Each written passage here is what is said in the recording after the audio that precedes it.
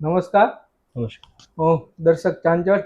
આજે અમારી સાથે ઉપસ્થિત છે શ્રી સંત શ્રી અભયરામ બાપુ, અને આજે અમારે વાત કરવાની છે સૌરાષ્ટ્રના સંત શ્રી એવા મહાન સંત શ્રી સુખરામ બાપુ વિશે. સુખરામ બાપુ જે સુખરામ બાપુનું મંદિર જે નવનિર્માણ થવા જઈ રહ્યું છે, એ મંદિર વિશે થોડા મારા પ્રશ્નો છે.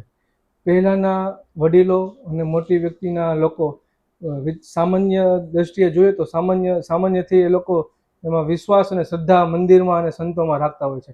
અને અમારી જેવા નવયુવાનો મંદિરોમાં અને સંતોમાં એટલી સરળતાથી શ્રદ્ધા અને વિશ્વાસ રાખતા નથી.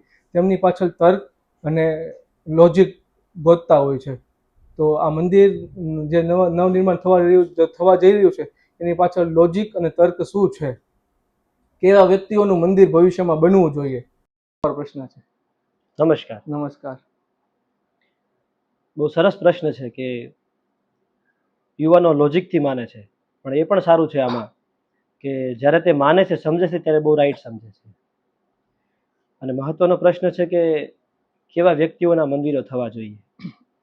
તો મારી દ્રષ્ટિએ જેની વિચારધારા વ્યાપક છે, કે જેમાં સર્વ માનવની શ્રદ્ધા, ભાવનાઓ કે ભરોસાને જે પોતાનામાં સમાવી શકે છે, જેની વિચારધારાને આધારે એવા વિચારધારાના જે પણ કોઈ વ્યક્તિઓ હોય તે વ્યક્તિના મંદિરો થવા જોઈએ. એના આધાર માટે હું ગીતાજીનો એક શ્લોક મને યાદ આવે કે અર્જુન ભગવાન શ્રી કૃષ્ણને 11મા અધ્યાયના શ્લોકમાં એવું સંબોધન કરીને કહે છે કે ત્વમ અવ્યય શાશ્વત ધર્મ ગોપ્તા સનાતનસ્ત્વમ પુરુષો મતોમે, કે હે કૃષ્ણ, મારી દ્રષ્ટિએ તમે સનાતન પુરુષ છો. એટલે મને એમાંથી એક તર્ક જાગ્યો કે કોઈ પણ વ્યક્તિને આપણે કઈ રીતે કહેવું કે તમે સનાતન પુરુષ છો? પણ સનાતનીયતાના જે લક્ષણો આપણને શાસ્ત્રોમાંથી મળે છે, એના આધારે આપણે ભગવાન શ્રી કૃષ્ણને સનાતનીય પુરુષ એવું કહેવું જોઈએ. એમાં કોઈ એતરાજ નથી.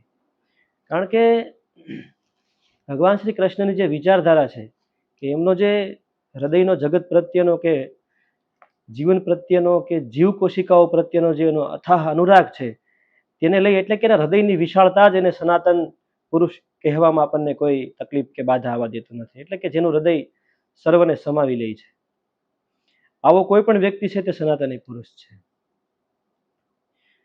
હવે સુખરામ બાપુનું જે મંદિર થવા જઈ રહ્યું છે, તો આપણે સુખરામ બાપુને કઈ રીતે સનાતનીય પુરુષ કહેવા જોઈએ?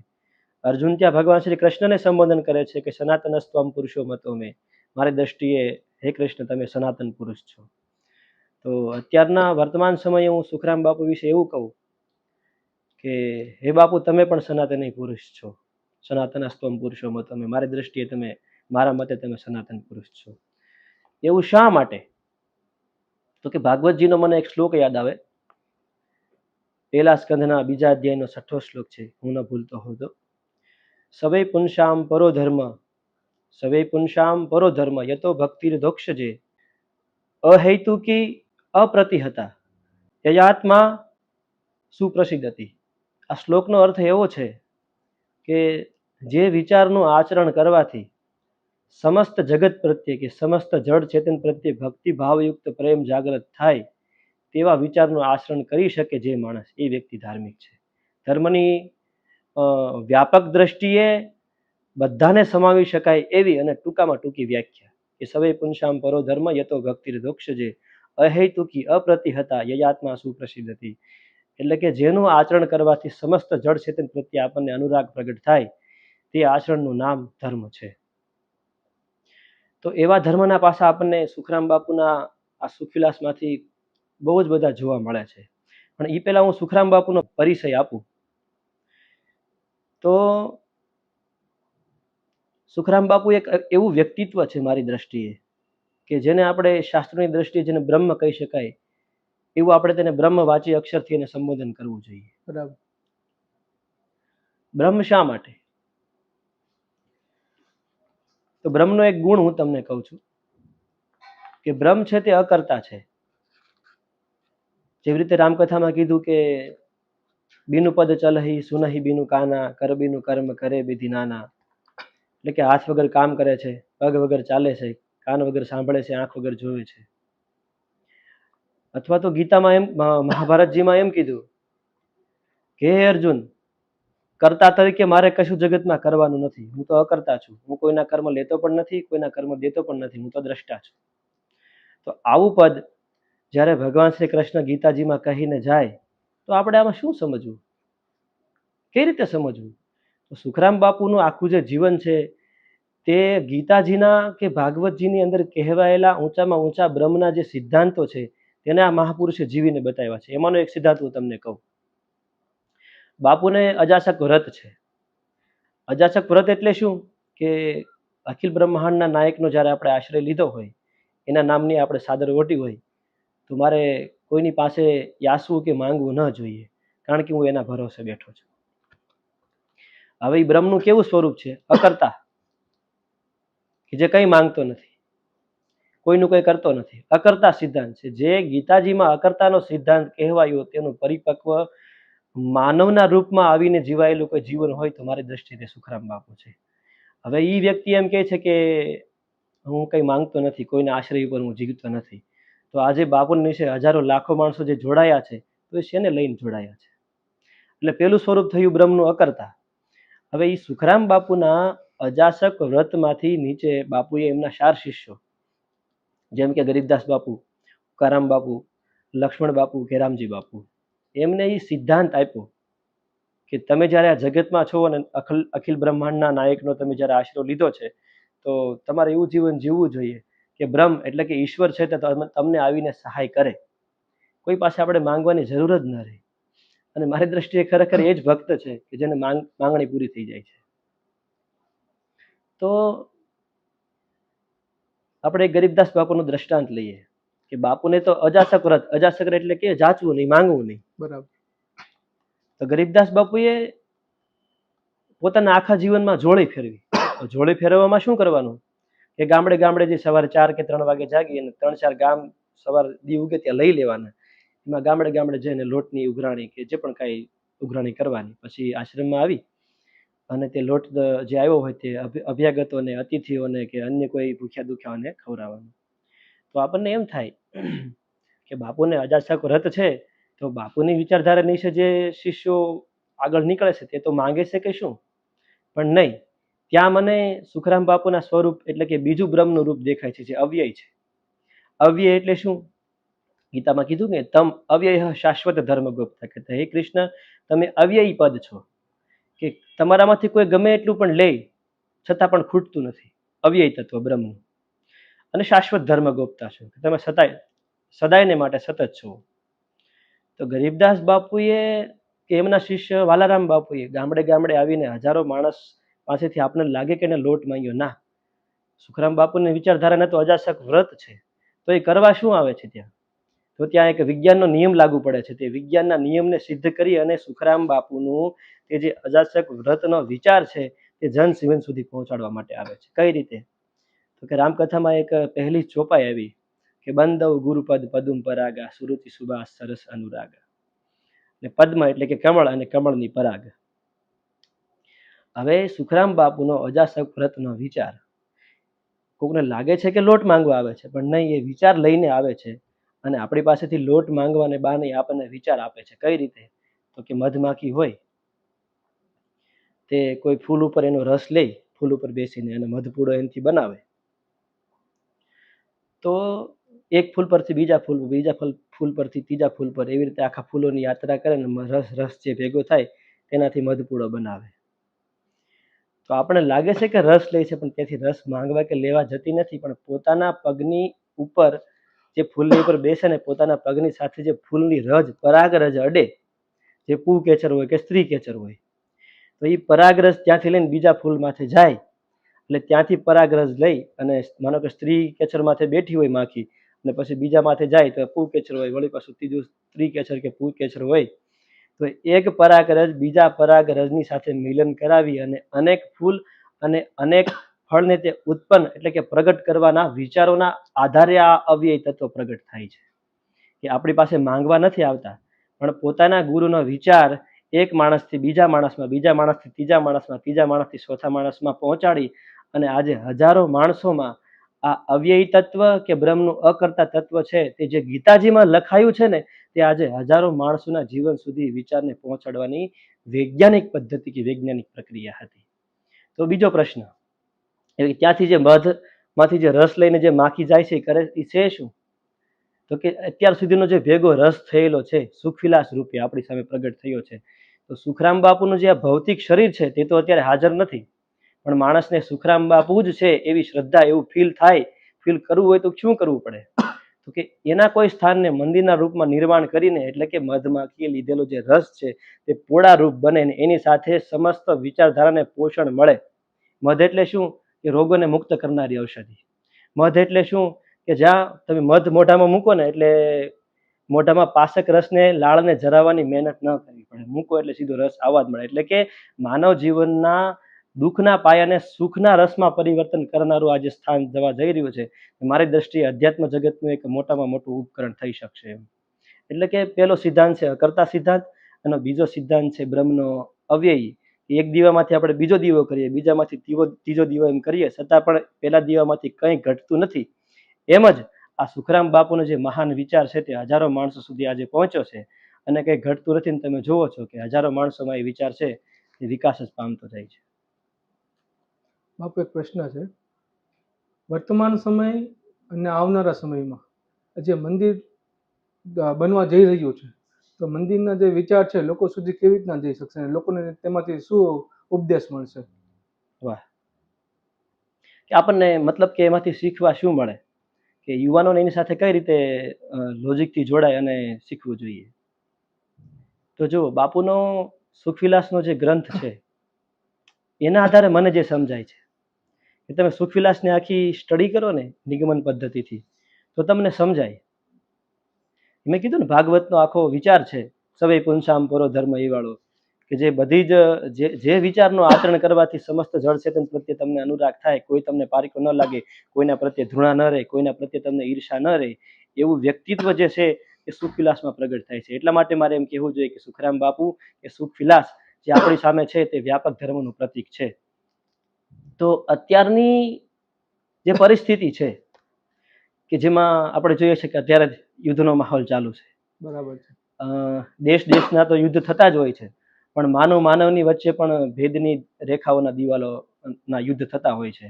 કુટુંબ વચ્ચે કે જ્ઞાતિ વચ્ચે કેટલા બધા યુદ્ધો સર્જાય છે. તો યુદ્ધોની અંદર પરમ શાંતિનો સંદેશ આપણને મળે એવું ઠોસ આધારરૂપ કંઈક તો આપણી પાસે હોવું જોઈએ ને. તો ઠોસ આધારરૂપ શું છે? તો કે તમે સુખવિલાસનું જે અધ્યયન કરશે, એના શીલે કે એના માર્ગે ચાલશે, તે કોઈ પણ સંપ્રદાય કે ધર્મનો વિરોધ નહીં કરી શકે. આવું ભૂત ન ભવિષ્યથી, આવું ભૂતકાળમાં ક્યાંય નથી ઘટિત થયું એવું સુખવિલાસમાં તમને ઘટિત થયેલી ઘટના તમને દેખાય.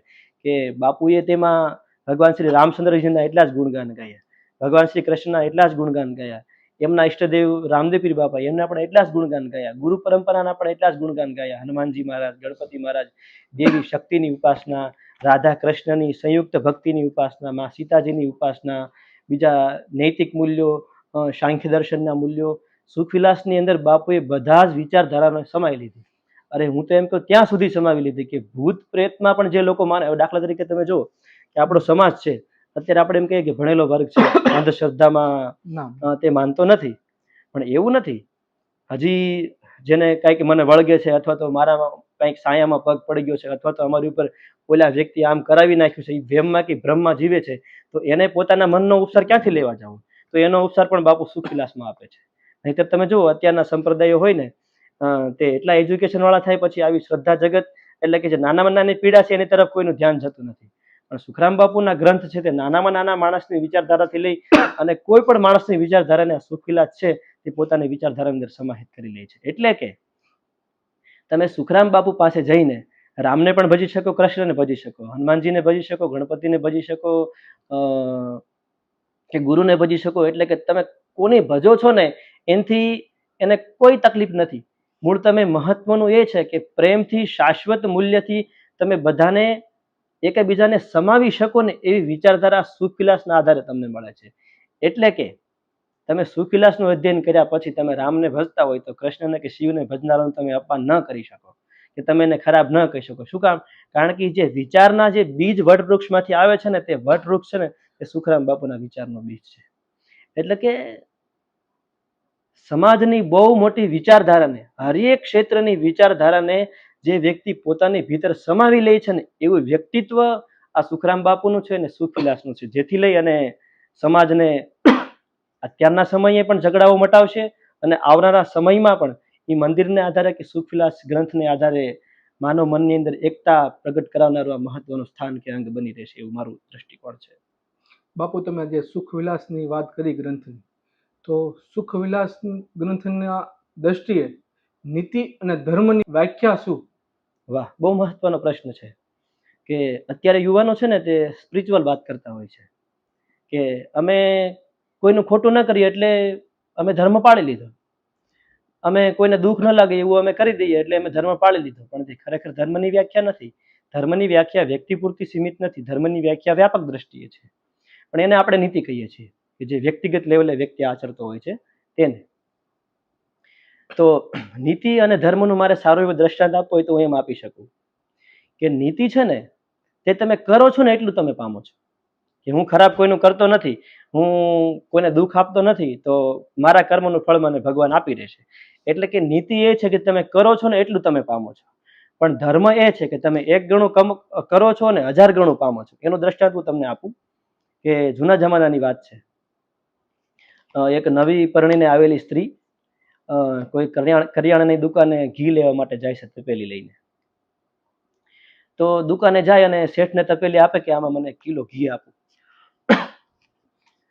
એટલે તપેલી ધડા પર મૂકીને ધડો કરીને કિલો ઘી શેઠ આપે એને. અને શેઠ પેલી સ્ત્રીને તપેલી હાથમાં આપી અને સ્ત્રી પૈસા આપે અને શેઠ તપેલી આપે એટલે પેલી સ્ત્રી છે તે દુકાનનો દાદરો નીચે ઉતરી અને ઘર તરફ રવાના થવા જતી હોય.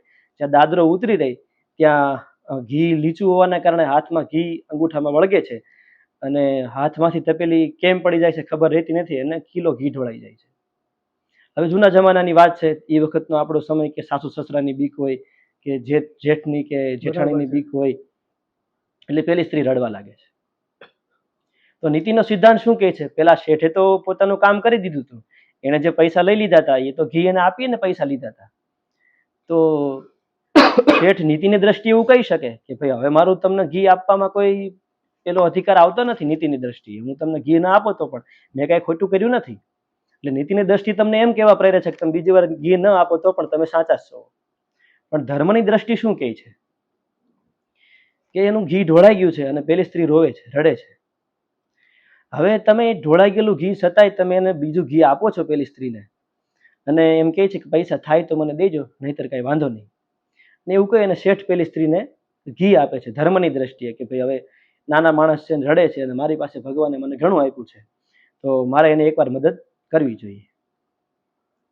તો પેલી સ્ત્રી ઘી લઈને ઘરે જાય અને એના હૃદયમાં જે હાશકારો મળે છે તે ધર્મ છે. કઈ રીતે કે હવે સ્ત્રી નવી પરણીને આવી છે, જ્યાં સુધી જીવન જીવશે એ ગામની અંદર ત્યાં સુધી જે પણ કોઈ કરિયાણાની વસ્તુ એને લેવા જવાની થશે તો એ શેઠની દુકાન સિવાય એ કોઈ દિવસ બીજા શેઠની દુકાને જશે નહીં. એટલે કે 1 કિલો તમારો ઘી પેલા માણસના આખી જિંદગીની આવકને તમને આપવા માટે પ્રેરણા આપી દે છે. એટલે કે 1 ગણું કરેલું ધર્મનું કાર્ય તમને 1000 ગણું ફળ આપે છે. હવે આખી જિંદગી તમારે ત્યાં જે માલ લેશે તો એનો નફો તો તમને એકને જ મળવાનો છે. બરાબર. નીતિની દ્રષ્ટિએ તમે ઘી ન આપ્યું તો એને કોઈ બીજી જગ્યાએ જતો રહેતો, તમને નફો નતો મળવાનો. તો સુખવિલાસની અંદર જે નીતિ અને ધર્મની વાતો થયેલી છે તો બાપુ નીતિ પ્રમાણે પણ ચાલવાનું કહે છે કે યુવાનો નીતિ પ્રમાણે ચાલે, પણ નીતિની અંદર તમે જો ધાર્મિક વિચારની અંદર નાખો છો તો તમે 1 ગણું કરી અને 1000 ગણું પામો છો. અને એનું આ તમે વ્યાપક સ્વરૂપ જોજો. આ 23 તારીખની જે મીટિંગ છે તેમાં બાપુનો અજાસક વ્રતનો વિચાર એટલે કે કોઈ પાસે માંગવું નહીં. તો અહીંયા જે 25, 30, 40 હજાર માણસો ભેગા થવાના છે તો શા માટે ભેગા થવાના? માંગવા માટે નહીં, બધા આપવા માટે. માંગ્યા વગર આપવાની પ્રેરણા દુનિયામાં ક્યાંય નથી. સુખરામ બાપુએ અજાસક વ્રતના નિયમને લઈ અવ્યય બ્રહ્મના તત્વને લઈને હજારો માણસોને આપવાની પ્રેરણાથી પ્રેરિત કરી દીધા. આવા વિચાર આપણને ક્યાં માણસમાંથી મળે? એટલા માટે આવા માણસના મંદિરો થવા જોઈએ. કે નીતિ આપણને વ્યક્તિગત લેવલે ફાયદો કરે છે, પણ નીતિની અંદર તમે જો આમ ધાર્મિકતા ભેળવી શકો, તમે આમ ધાર્મિકતા ભેળવી શકો, તમે આમ ધાર્મિકતા ભેળવી શકો અને તમને તમારા સમાજને કે તમારા આખા કુટુંબને 1000 ગણું પામવાની કે 1000 ગણું મેળવવાનું જેમાંથી વિચાર મળે છે, તે નીતિ અને ધર્મની વ્યાખ્યા છે. ધર્મમાં આપણે થોડાક ઊંડા ઉતરીએ. વ્યાપક ધર્મ એટલે શું બાપુ? વ્યાપક ધર્મ એટલે કે તમે તો પ્રેમ ફીલ કરવા લાગ્યા. સુખવિલાસને વાંચ્યું તમે કે સુખવિલાસના માધ્યમને લઈ કે તમે એની ગુરુ પરંપરાની માધ્યમ લઈને તમે તો સૌમ્ય થયા. તમે તો જીવનના હરેક પાસામાં પ્રેમને અનુભવવા લાગ્યા. પણ વ્યાપક ધર્મ એ છે કે તમે એક જ પ્રેમમાં કે તમે એક જ સુખમાં છો એટલું સીમિત નથી, પણ તમારા જીવન થકી તમારી આજુબાજુના બધા લોકોને જો તમે પ્રેમ ફીલ કરાવી શકો છો અને પ્રેમનો અહેસાસ બધાને પરિતૃપ્તિ આપે છે, તો એ ધર્મ છે ને તે વ્યાપક ધર્મની વ્યાખ્યા છે. અને સુખવિલાસમાંથી કે સુખરામ બાપુના સ્વરૂપમાંથી આપણને આ જ ધર્મની વ્યાપક વ્યાખ્યા જોવા મળે છે. અને મારું બીજું સ્વરૂપ કેવું હોય તો આવું પણ દુનિયામાં હજી ક્યાંય સર્જાયું નથી. જુઓ તમે, કોઈ પણ સંપ્રદાય હોય એને પોતાનો એક ઈષ્ટદેવ હોય, એની પોતાની એક વેશ પરિભૂષા હોય, એના પોતાના સિદ્ધાંતો કે નિયમો હોય. સુખરામ બાપુ છે ને એ કોઈ સંપ્રદાય નથી, એ વિચાર પ્રણાલી છે. વિચાર પ્રણાલી એટલે શું કે તમને એની અંદર રહી પ્રેમ, કરુણા, દયા, ક્ષમા જેવા ગુણો જ તમારામાં ઉગી ઉઠે. બાકી બાહ્ય દ્રષ્ટિએ તમારું રૂપ સેમ હોય ન હોય એની સાથે કોઈ લેવા દેવા નથી. જુઓ કે અમારે રામદેવ પીર બાપાનું મંદિર છે, અમે સુખરામ બાપુની પરંપરામાં જ આવીએ છીએ. અમારે સનારામ બાપુ છે કે ભરતદાસ બાપુ દિવેલવાળા છે, તો એમને ત્યાં હનુમાનજી મહારાજનું મંદિર છે. અમારે ઘનશ્યામ બાપુ છે બાજુમાં, તો એમને ત્યાં દાઉદ શાહ પીરજીની સમાધિ છે. કે અહીંયા સુરત દામજીરામ બાપુનો જે આશ્રમ છે ત્યાં રામદેવ પીર બાપાનો કે ગરીબદાસ બાપુનો કે રાંદલમાની સભીનું સ્વરૂપ છે. અને વાલારામ બાપુએ જો તો મેલડીમાંની સ્થાપના કરીને પણ એ વિચારને સ્વીકાર્યો છે. એટલે છે શું કે આખા સંપ્રદાયની અંદર ઈશ્વરના વિવિધ સ્વરૂપોની પૂજા આવું ક્યાંય દુનિયામાં હજી નથી. આ શું એનું બતાવે છે કે આ વિચારની નિશ્ચયથી જોડાશે એને ઈષ્ટના અલગ અલગ સ્વરૂપોની ઉપાસનાથી કોઈ એતરાજ જ નહીં રહે, એનાથી એને કોઈ તકલીફ જ નહીં રહે. એટલે કે હરેક વિચારધારાને આ વિચારધારા છે ને તે પોતાની અંદર સમાહિત કરવાનો એક વિશાળ વિચાર છે. એટલે આવા મહાપુરુષોના મંદિરો નિર્માણ થવા જોઈએ. મંદિરની વાત થઈ તો મંદિરના વિચારો સાથે કોને કોને જોડાવવું જોઈએ અને કેવી રીતે જોડાવવું જોઈએ? મારી દ્રષ્ટિએ આ મંદિર છે ને તે મંદિર નથી પણ એક આસ્થાનું કેન્દ્ર છે. કોની કેવી આસ્થા? સુખરામ બાપુની કેવળ આસ્થા નહીં, પણ સનાતન ધર્મની વ્યાપક જે દ્રષ્ટિ છે તે વર્તમાન સમયે પ્રગટ થાય છે. એ બધાને સમાવી લે એવું તત્વ કયું?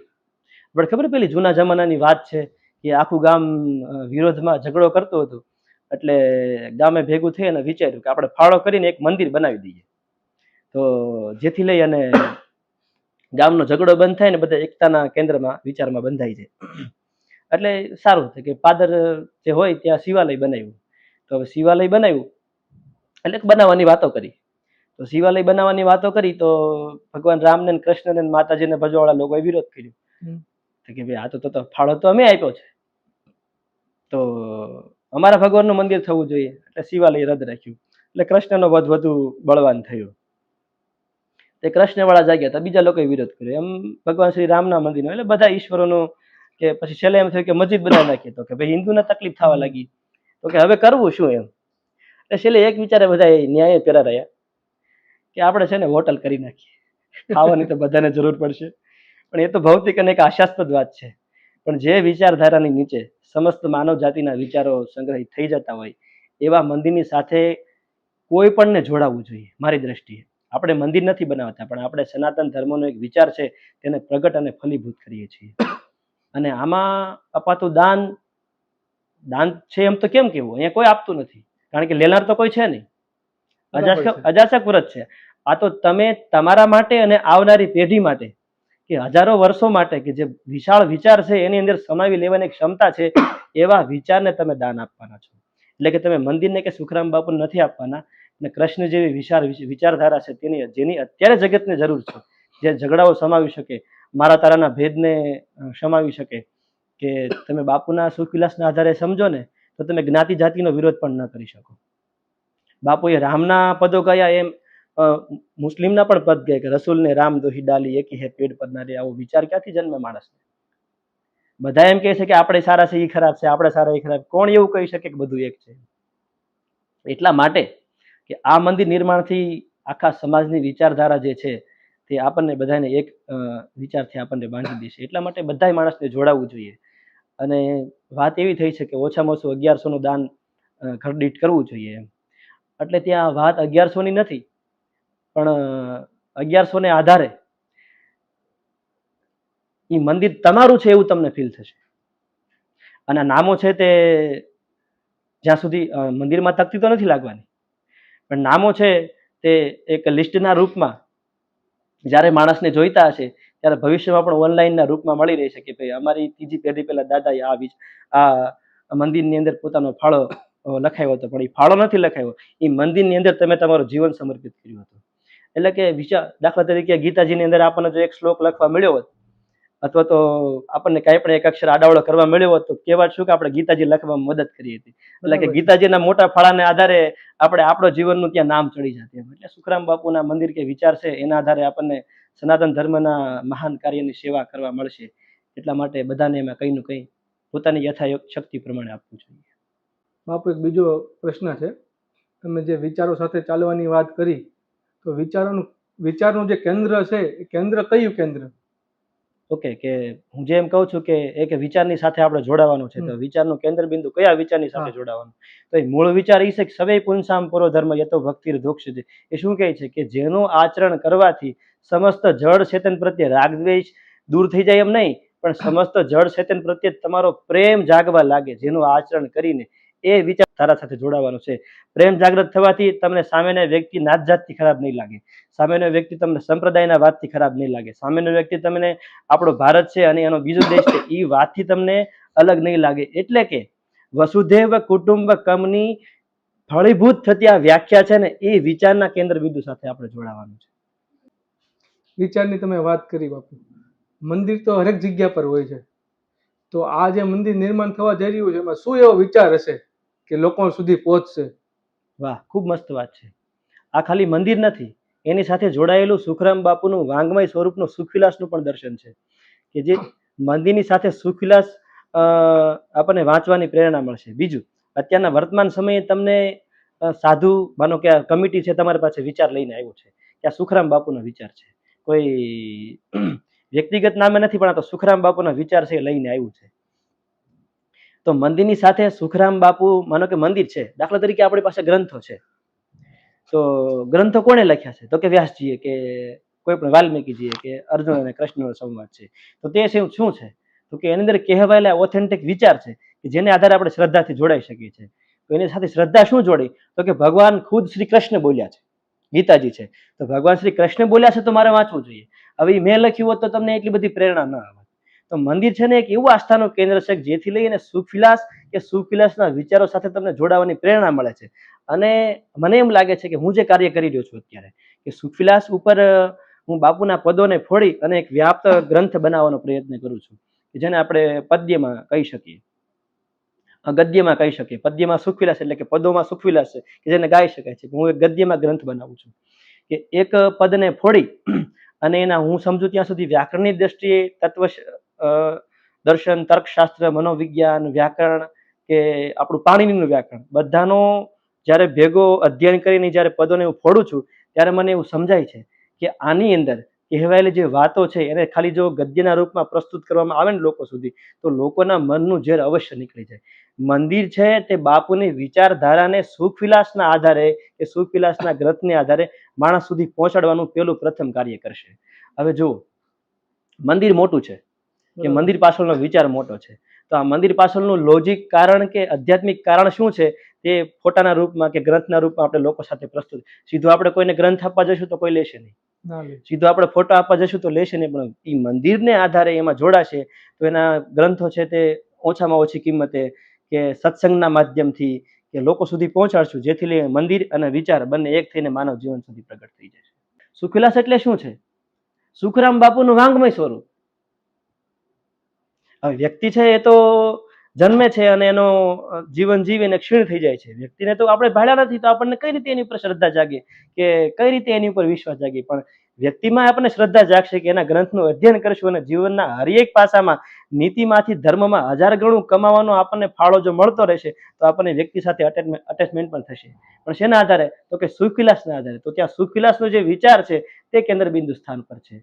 અને તમે જોજો કે મારું એવું માનવું છે વ્યક્તિગત, આ સુખવિલાસના હું પદોને જ્યારે ફોડું છું, એનો વ્યાપ કરું અને વ્યાસ કરું છું, એનો વિસ્તાર કરું છું ત્યારે કે સુખવિલાસના વિચારધારા પ્રમાણે જે પણ કોઈ માણસ ચાલશે ને તે પૈસા ટકે કોઈ દિવસ દુઃખી નહીં, અને અત્યારે છે પણ નહીં. આ મારો દ્રઢ વિચાર, મારો દ્રઢ નિશ્ચય એવું કહે છે કે જેમ સ્વામિનારાયણ ભગવાને એમ કીધું કે મારો ભગત પૈસા ટકે દુઃખી નહીં હોય, એવું એને ભગવાન પાસે માંગ્યું, એવી એક લોકવાયકા છે. પણ મને એ વિચાર સાચો લાગે છે. સ્વામિનારાયણ ભગવાને જે નિયમ આપ્યા, કોઈ દિવસ મારા ભક્તે વ્યસન કરવું નહીં, સવારે વહેલા જ જાગી જવું, ઠંડા પાણીથી નાહી લેવું, એટલે કે તમારું બોડી છે તે સરખું કામ કરવાનું, તમારે નિયમિત માળા અને પૂજા પાઠ કરવું, એટલે કે કલાક 1.5 કલાક તમે પૂજા કરો, સવારે વહેલા જાગો, તમે નાહી લ્યો, પછી સંતોના દર્શન અનિવાર્યપણે કરવા, તમારે મંદિરે સાષ્ટાંગ દંડવત પ્રણામ કરવા, જે આખો યોગનો વિભાગ છે. હવે આવા જે વ્યક્તિઓ નિયમ લે, પછી સ્વામિનારાયણ ભગવાને એમ પણ કીધું કે મારા ભક્તે કોઈ દિવસ કોઈની નિંદા કરવી નહીં, કુથલીમાં પડવું નહીં. આવા જેનામાં ગુણો કેળવાય એ માણસ પાસે અમથાય પૈસા ભેગા થવા માંડે. તો સુખવિલાસ, મારી દ્રષ્ટિએ સુખવિલાસ સર્વથી શ્રેષ્ઠ છે કે ઓછા અક્ષરોમાં જાજી કહેવાયેલી વાત છે. ઓછા અક્ષરોમાં જાજી કહેવાયેલી વાત છે કે એની અંદર કહેવાયું કે ભાઈ દુર્બળ દેખી દયા દિલ લાવ રે, કોઈ દિન કરજે કુભાવ, કે દુર્બળ દેખીને તું દયા દિલમાં લાવજે. તું એમ ન કહેતો જો એના કર્મ ભોગવે છે. તમને એમ કહેવામાં સુખરામ બાપાનો વિચાર આડો આવશે. તમે એમ નહીં કહી શકો કે એના કર્મ ભોગવે, પણ તમને શું કરશો? સુખરામ બાપાની વિચારધારા પ્રમાણે ચાલો છો કે દુર્બળ દેખીને તમે દિલમાં દયા લાવશો. પછી પારકાના છિદ્રો પડદે કરીને કોઈને આગળ ન દર્શાવ્યો, કે બીજાના છિદ્રો એટલે કે બીજાના અવગુણ છે એ તમે કોઈને આગળ નહીં દર્શાવો. સુખરામ બાપાના વિચારધારા પ્રમાણે ચાલશો તો એવું તમારામાં જ્યારે મહાન વ્યક્તિત્વ કેળવાય, એટલે તમારી પાસે અસ્તિત્વ છે ને એ ધીમે ધીમે કરતા તમને સહાય કરવા લાગે. એટલે કે મારી દ્રષ્ટિએ બાપુના કહેવાયેલા સુખવિલાસ ઉપર તો આપણે બહુ લાંબી ચર્ચા થઈ શકે, પણ અત્યારે ટૂંકમાં કહીએ તો બાપુના આ જે સિદ્ધાંતો અપાયા છે કે મૂર્ખજન કો માન આપીને સેવટ કો સુધારે, યહી પત્તા હે મહાપુરુષ કા, કે મૂર્ખજનને માન આપે, પાછું દિલથી માન આપે અને છેવટે એને સુધારે. એટલે કે બગડેલા માણસની નિંદા કરે નહીં, પણ બગડેલા માણસને પ્રેમ આપીને સુધારવાની આખી પ્રોસેસ સુખવિલાસની અંદર કહેવાય છે. તો આવી વિચારધારા સાથે જે માણસ કેળવાશે તેની અંદર વ્યાપક ધર્મની વિચારધારા કેળવાશે, જેથી લઈ અને મંદિર અને સુખરામ બાપુ કે સુખવિલાસ તે વર્તમાન સમયને માટે કે આવનારા ભવિષ્યને માટે પ્રાસંગિક છે. એથી લઈ અને બધા માણસે આમાં જોડાવવું જોઈએ. નમસ્કાર. નમસ્કાર.